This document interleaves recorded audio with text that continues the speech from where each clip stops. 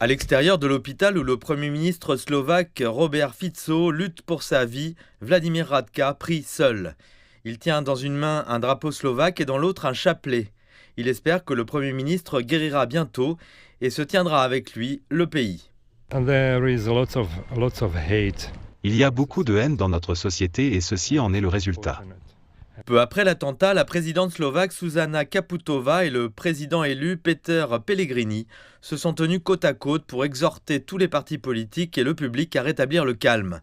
Dans le même temps, les entreprises de médias slovaques ont signé une déclaration commune en ligne condamnant la tentative d'assassinat et appelant à l'unité. Nous avons demandé au président élu Pellegrini quelles seraient les prochaines mesures qu'il prendrait pour atténuer la récente flambée rhétorique.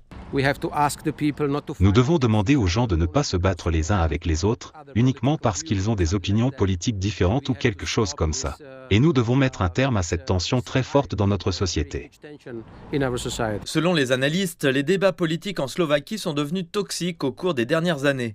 Les factions conservatrices et libérales se sont enfermées dans une guerre des mots qui s'est encore intensifiée depuis le début du conflit en Ukraine. Je suis très fier de nos hommes politiques qui ont tous condamné cette situation et qui ont tous dit aux gens qu'il fallait calmer la situation.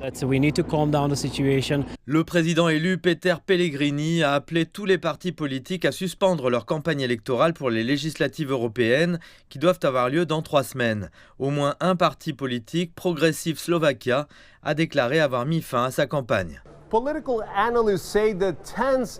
Les analystes politiques estiment que l'atmosphère tendue qui règne en Slovaquie peut être partiellement attribuée aux campagnes politiques apparemment interminables qui ont débuté en septembre dernier.